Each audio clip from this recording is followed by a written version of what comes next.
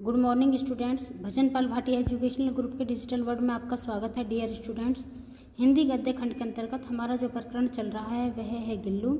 आइए गद्यांश की व्याख्या को देखते हैं। गिलहरियों के जीवन की अवधि 2 वर्ष से अधिक नहीं होती, अतः गिल्लू की जीवन यात्रा का अंत आ ही गया। दिन भर उसने न कुछ खाया और न बाहर गया। रात में अंत की यातना में भी वह अपने झूले से उतरकर मेरे बिस्तर पर आया और ठंडे पंजों से मेरी वही उंगली पकड़कर हाथ से चिपक गया जिसे उसने अपने बचपन की मरणासन स्थिति में पकड़ा था।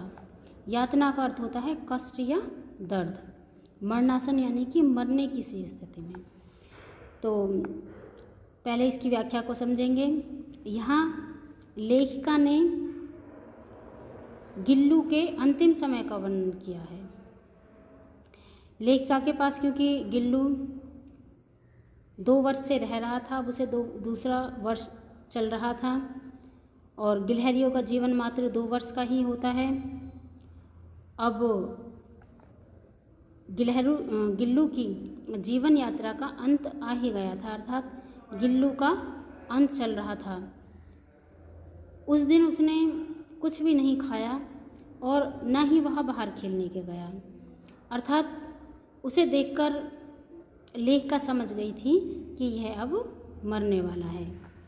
रात में अंत की यातना में भी वह अपने झूले से उतरकर मेरे बिस्तर पर, रात में क्योंकि उसका अंतिम समय चल रहा था, वह मरने की सी उसकी स्थिति थी, तो उस समय उसे बहुत कष्ट हो रहा था और उसी अपने अंत समय में वह कष्ट से पीड़ित था और उसी कष्ट में, उसी दर्द में वह उतरकर लेखिका के पास आ गया और लेखिका की उंगली को पकड़ लिया। उसने लेखिका की उंगली को इसलिए पकड़ा था क्योंकि उसका लेखिका से बहुत अधिक स्नेह था, लेखिका से बहुत अधिक प्रेम था और उसने इस प्रकार पकड़ा था जैसे कि उसने पहले बचपन में, जब उसकी स्थिति बहुत खराब थी, जब उसने लेखिका की उंगली को पकड़ लिया था। क्योंकि उसे ऐसा लग रहा था कि शायद लेखिका उसको बचा लेगी, उसे मरने नहीं देगी। अब स्टूडेंट्स देखिए, मैंने आपको पहले 2 गद्यांशों के क्वेश्चन आंसर लिखकर उनके आंसर मैंने आपको समझाए कि किस प्रकार से लिखने हैं। उसी प्रकार से आपको इस गद्य के भी प्रश्न उत्तर स्वयं लिखने हैं। देखिए, जैसे पहला प्रश्न है कि गद्यांश के पाठ और लेखिका का नाम लिखिए। तो यहाँ पे आपको स्वयं लिखना है कि पाठ का नाम गिल्लू और लेखिका का नाम महादेवी वर्मा। दूसरा है रेखांकित अंश की व्याख्या कीजिए। तो जिन पंक्तियों के नीचे मैंने रेखा अंकित की हुई है उनकी आपको व्याख्या लिखनी है, जिस प्रकार की मैंने आपको अभी समझाया है।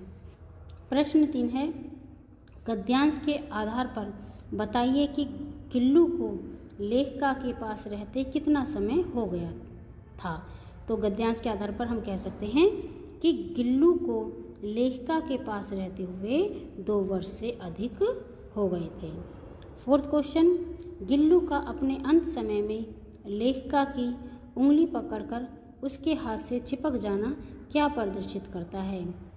गिल्लू का अपने अंत समय में लेखिका की उंगली पकड़कर उसके हाथ से चिपक जाना यही प्रदर्शित करता है कि गिल्लू को लेखिका से बहुत अधिक लगाव और प्रेम था और उसको लग रहा था कि लेखिका उसे बचा लेगी।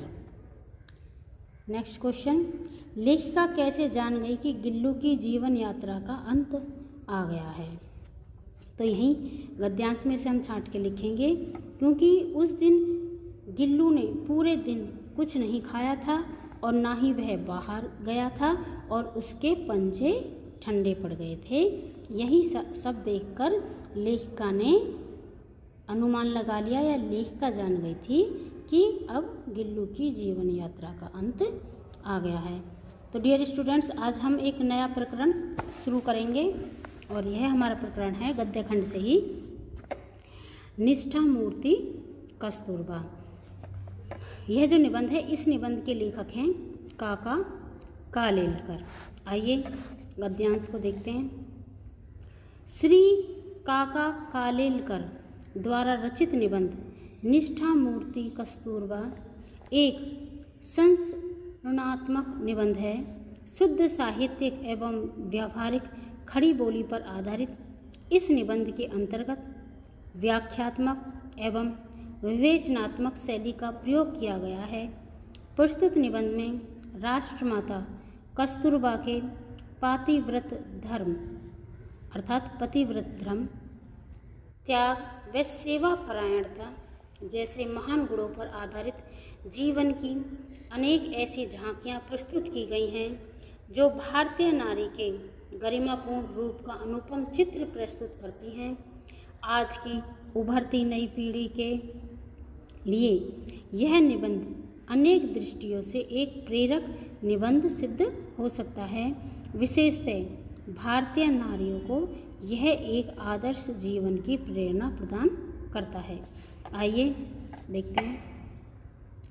महात्मा गांधी जैसे महान पुरुषों की सहधर्मचारिणी के तौर पर सहधर्मचारिणी अर्थात पत्नी के तौर पर पूज्य कस्तूरबा के बारे में राष्ट्र को आदर मालूम होना स्वाभाविक है। अर्थात हर कोई जानता है कि महात्मा गांधी की जो पत्नी थी वो कस्तूरबा थी।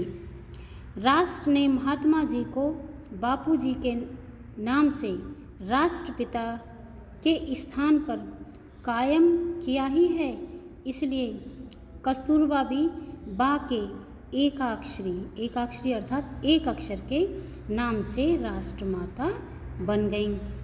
महात्मा गांधी को सभी लोग प्रेम से बापूजी कहते थे, उसी प्रकार से कस्तूरबा को बा कहते थे और उन्हें राष्ट्रपिता कहा गया और कस्तूरबा को राष्ट्रमाता।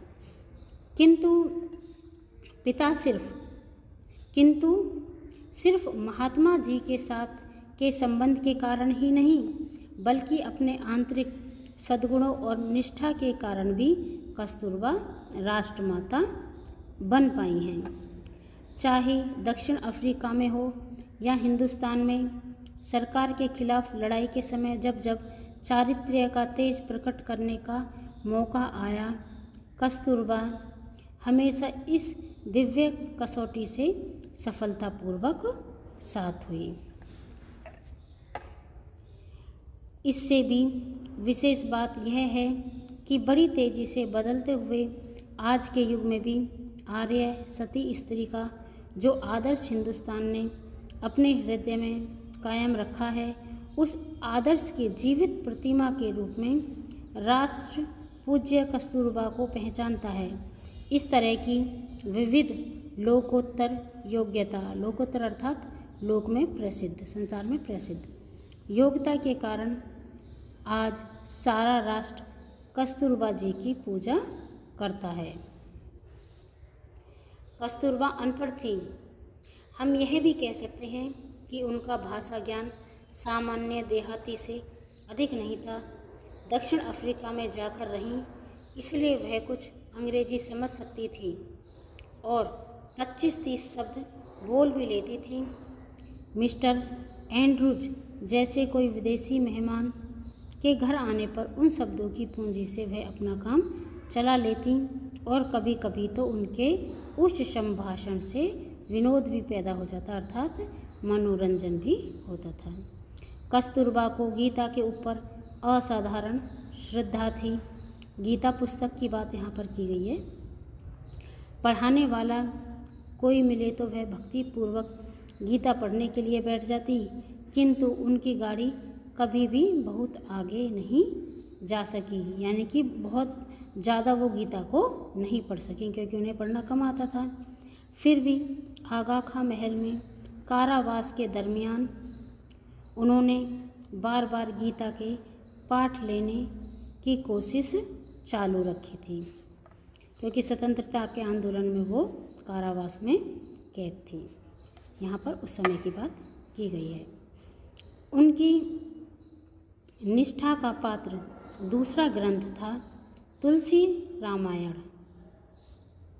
बड़ी मुश्किल से दोपहर के समय उनको आधे घंटे की जो फुर्सत मिलती थी,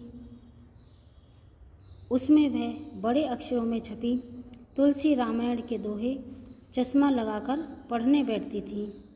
उनका यह चित्र देखकर हमें बड़ा मज़ा आता। कस्तूरबा रामायण भी ठीक ढंग से कभी पढ़ न सकी। राष्ट्रीय संत तुलसीदास के द्वारा लिखा हुआ सती सीता का वर्णन भले ही वह ठीक न समझ सकी हों, फिर भी प्रत्यक्ष सती सीता तो बन ही सकी। अर्थात सीता के चरित्र के गुणों को उन्होंने अपने व्यवहार में अपनाया।